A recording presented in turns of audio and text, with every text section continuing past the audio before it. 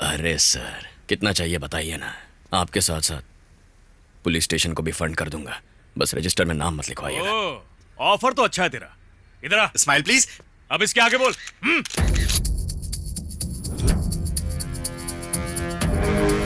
Hello Ajay, मैंने अभी अखबार में देखा है उत्तम कुमार अभी कलिंगापट्टनम पुलिस स्टेशन में है। वहां के इंस्पेक्टर का नंबर निकालो जल्दी। हाँ अजय, क्या हुआ? जय हिंद सर, ये लीजिए उस एसआई का नंबर। ओके। हेलो, मैं वाइजैक का एसीपी चंद्रशेखर बोल रहा हूँ। उत्तम कुमार का केस तुम्हारे पास है ना? यस सर, लेकिन उसका नाम उत्तम कुमार नहीं है बल्कि कैप्टन सागर है। उसके ऐसे बहुत सारे नाम हैं, पर असली नाम उत्तम कुमार है। अभी उसे कहाँ रखा हुआ है? उसे अरेस्ट करके स्टेशन में ही रखा है सर। इसी वक्त उसे अलग जेल में डालो, फोन बंद करवा दो, कोई उससे बात ना कर पाए, और जल्दी अपना फैक्स ऑन करो। Okay okay sir. रुको रुको रुको रुको, सबसे पहले देखो कहीं वो भाग तो नहीं गया। क्विक। Okay sir. ये पकड़ो। ओए, कोई फैक्स आया क्या? आ रहा है सर। जो भी है लेकर आ जल्दी। Okay sir. ये लीजिए सर। ये सब क्या है? अभी और आ रहा है सर। ठीक है, उन्हें भी ले गया। Okay sir.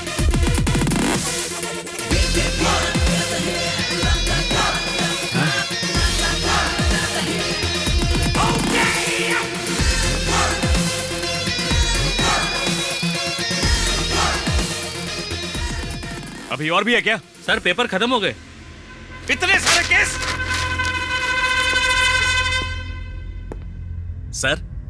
सर जी,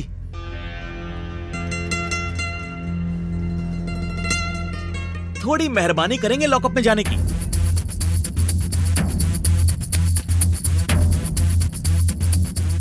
कैप्टन सागर का समंदर से खजाना निकालने वाला केस। कई राज्यों में भागे हुए उत्तम कुमार के कई नए केसेस उजागर हुए। उसे कलिंगपट्टनम में पुलिस ने पकड़ लिया है। उत्तम कुमार से पूछताछ में चौंकाने वाले आंकड़े हैं। उसे आज कोर्ट में हाजिर किया जाएगा।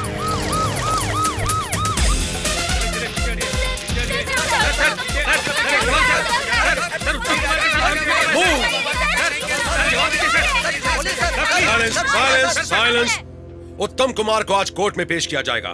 अभी जांच चल रही है, तब तक इंतजार कीजिए। उत्तम कुमार, उत्तम कुमार, उत्तम कुमार।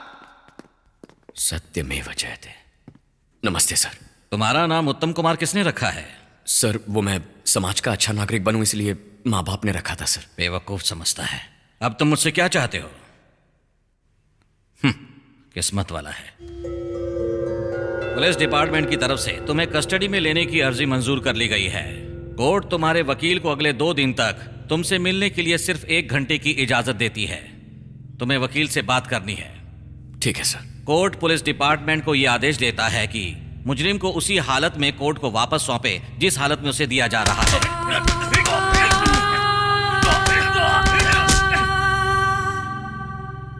चलो बताओ, तुम इस तरह लोगों को धोखा क्यों देते हो? इसके पीछे एक बहुत बड़ी कहानी है सर, लेकिन आपको बताई तो आप कहेंगे हर अपराधी ऐसी कहानी सुनाता है, इसीलिए वक्त क्यों बर्बाद करना है। मुझे पैसा चाहिए, इसीलिए ये सब किया। ठीक है, तुमने सारा पैसा कहां छुपाया है? सर, पैसे वो बचाता है जिसे डर हो कि कल वो पैसे कमा पाएगा या नहीं। मैंने सब खर्च कर दिए। तुमने सारे पैसे खर्च कर दिए? ठीक है सर, अब आप खड़े हो जाइए।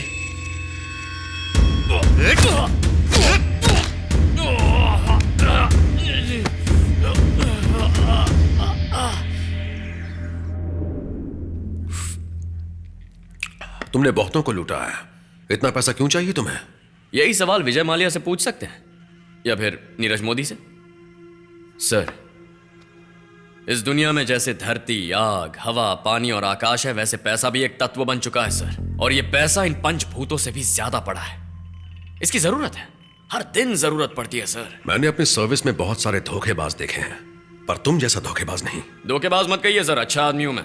तुम अच्छे आदमी हो? हाँ, अच्छा आदमी बुरा तब बनता है जब समाज उसे ऐसा करने पर मजबूर करे। अगर चाहे तो वही समाज एक बुरे आदमी को अच्छा बना सकता है सर, और ऐसे बहुत से लोग हमारे आसपास होते हैं सर। सर, मैं आपसे एक बात कहूं, इस समाज में नेक दिल गरीब आदमी और नेक दिल अमीर आदमी में बहुत फर्क है सर।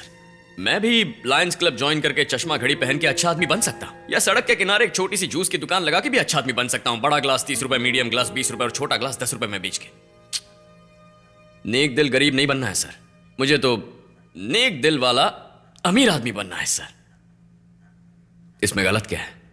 जिन लोगों को तुमने धोखा दिया, कभी उनके बारे में सोचा है? सर, कपड़ों का गंदा होना और आदमी का धोखा खाना बहुत आम बात हो गई है। सर, मुर्गी के बिना चिकन बिरयानी का मजा कोई ले सकता है क्या?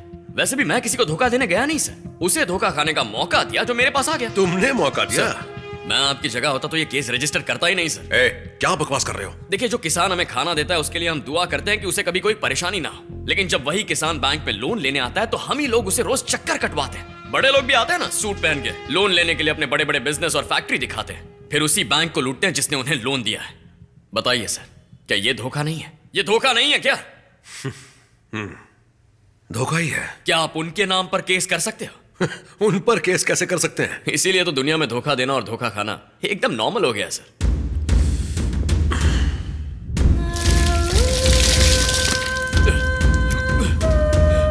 कैसे?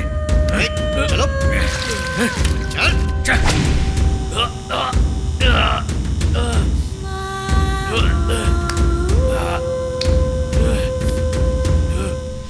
थर्ड डिग्री देने के बाद भी ये मुंह नहीं खोल रहा है। पहली बार मैंने ऐसा आदमी देखा है।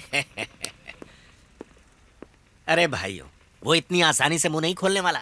इसके लिए दूसरा तरीका है ना। डिपार्टमेंट में कोई इसके बारे में नहीं बताएगा। मैं तुम्हें एक्सपीरियंस दिखाता हूँ, फिर तोते की तरह बोलेगा। सच में काका जी? All the best. All the best. जाइए। अरे रे रे रे रे, इतना कोई मारता है क्या? खड़े हो जा बेटा, आराम से। मैं तुम्हारे लिए खाना लाया।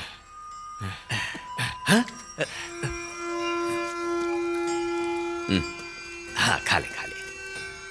मैं जानता हूं बेटा, तुझे बहुत भूख लगी है। खा ले बेटा, खा ले। सुनो बेटा, तूने पैसा कहाँ छुपा रखा है मुझे बता दे तो मैं कुछ करूंगा। यहाँ से बाहर निकालना मेरी जिम्मेदारी है, तुम निश्चिंत रहो। मेरा विश्वास करो, विश्वास करो बेटा। बताओ, मैं तुम्हारी मदद करूंगा। जाबे ठुल्ले। क्या कहा तूने? जाबे ठुल्ले। मुझे ठुल्ला कहता है? ठुल्ला कहता है तो मैं तुझे छोड़ूंगा नहीं। तेरी तो यार पूरा एक हफ्ता निकल गया। हाँ ना, बताएगा, सब बताएगा वो। हाँ हाँ, हमने सब सुना। अब बताएगा वो। रिटायरमेंट के टाइम पे बेइज्जत कर दिया इसने। सर, क्या खबर है? उसने मुंह खोलाया नहीं? बहुत कोशिश की लेकिन बोल नहीं रहा है सर।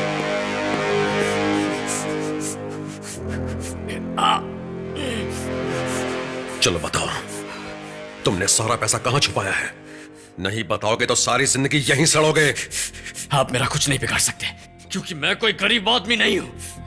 आप खुद मेरे लिए लंदन का फ्लाइट बुक करके मुझे यहां से भेजेंगे। सर, बेवकूफ, पैसे का इतना लालच क्यों? सर, क्या आपको कभी ऐसा महसूस हुआ है कि आपके पास सब कुछ होते हुए भी कुछ नहीं है? क्या आप कभी भूख की वजह से तड़पे हैं, भूख से आने वाली परेशानियों का सामना किया है? ये दुनिया बहुत बुरी है सर। जब मैं 7 साल का था तो हैदराबाद की झोपड़पट्टी में रहता था। मेरा बाप बस्ती के पास डेक्कन कोऑपरेटिव बैंक में काम करता था। वहीं एक मंदिर में मेरी माँ फूल बेचती थी। जिस बैंक में मेरा बाप काम करता था वो दिवालिया हो गया। मीटिंग में इससे निकलने के लिए एक चाल चली गई, जिसमें खातों में पैसे आते ही बैंक को वो बंद करने वाले थे। मेरे बाप ने यह सब सुन लिया। उसने उन्हें समझाया कि इतने मासूम लोगों की जिंदगी खराब हो जाएगी। बोर्ड मेंबर्स ने गुस्से में आकर मेरे बाप को बैंक से निकाल दिया।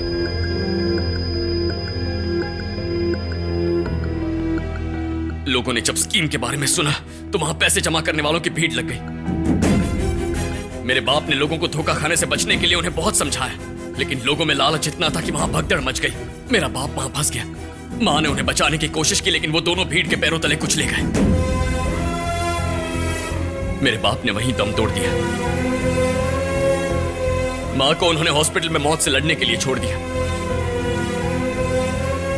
डॉक्टर ने आके कहा बिना पैसों के मेरी मां मर जाएगी। चारों तरफ अंधेरा छा गया। उस छोटे बच्चे को कुछ समझ में नहीं आया। भगदड़ के लिए बैंक पर केस चला। एक वॉलंटियर सिस्टर ने मेरी मां को केस से मिलने वाला मुआवजा दिलाने का वादा किया। वो मुझे पैसे लेने के लिए अपने साथ ले गई। उन्होंने किसी से मेरे बारे में बात की। लौटते वक्त उनके हाथ में एक सूटकेस था। उन्होंने मेरा सिर सहलाया और लौटने का वादा करके चली गई। उस दिन पता चला कि किसी को धोखा देना क्या होता है। मेरी मां चल बसी। मरते मरते भी ये सोचकर तड़प रही थी कि मेरा इस पूरी दुनिया में क्या होगा।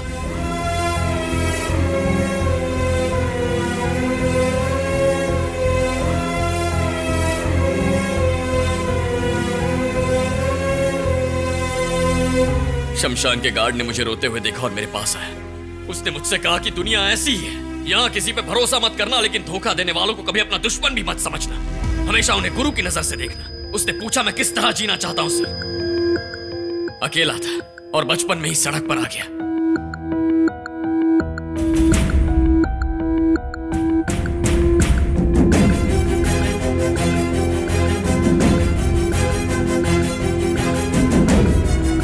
ये पूरी दुनिया लालच पर चलती है सर। जहां देखो धोखाधड़ी, जालसाजी, इसके अलावा कुछ देखा ही नहीं। उसी दिन ठान लिया कि अगर इस दुनिया में कुछ बनना है तो धोखा क्या, जरूरत पड़ी तो किसी की जान भी ले लूंगा। मेरी माँ की चिता के लिए मेरे पास 1000 रुपए नहीं थे सर। क्रियाकर्म के लिए उसकी बॉडी को अनाथ घोषित किया सर।